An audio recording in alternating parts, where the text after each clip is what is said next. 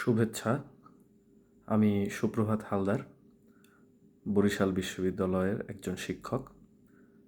আমি সম্প্রতি চিকিৎসা ফাউন্ডেশন কর্তৃক আয়োজিত infectious diseases and drugs control নামক কোর্সটিতে অংশগ্রহণ করেছি।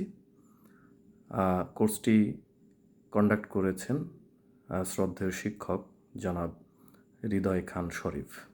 আমি আমাদের শ্রদ্ধেয় শিক্ষক জনাব ডক্টর হৃদয় খান শরীফের প্রতি কৃতজ্ঞতা এবং ধন্যবাদ জানাচ্ছি অত্যন্ত সুন্দরভাবে কোর্সটি কন্ডাক্ট করার জন্য। আমি টাইফয়েড নিয়ে কিছু কথা বলতে চাই। টাইফয়েড একটি ব্যাকটেরিয়াবাহিত রোগ।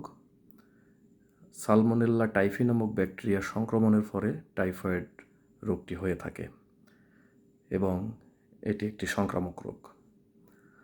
টাইফয়েড রোগের কিছু লক্ষণ হচ্ছে এই যে অত্যন্ত উচ্চ জ্বর, বমি হওয়া, পেটে ব্যথা হওয়া, ক্লান্তি অনুভব করা, চামড়ায় ফুসকুড়িয়ে ওঠা, হঠাৎ করে শরীরের তাপমাত্রা পরিবর্তন হওয়া ইত্যাদি।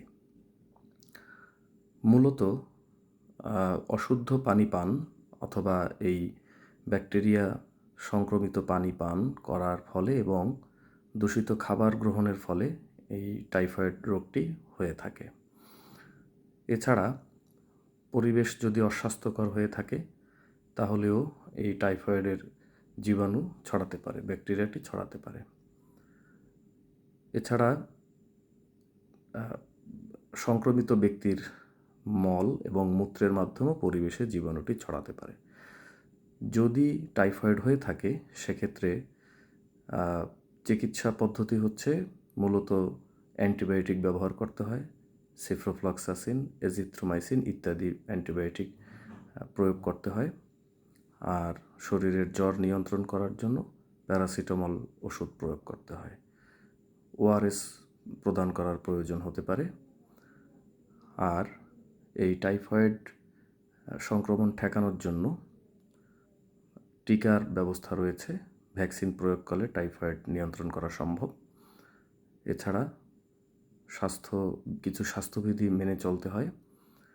আর পরিবেশকে পরিচ্ছন্ন রাখতে হয়, বিশুদ্ধ পানি পান করতে হয়, খাবার ভালো করে সিদ্ধ করে তারপরে খেতে হয়, ফল শাকসবজি এগুলো খুব সুন্দর করে ভালো করে ধুয়ে তারপরে ভালো করে রান্না করে সিদ্ধ করে খাওয়া উচিত।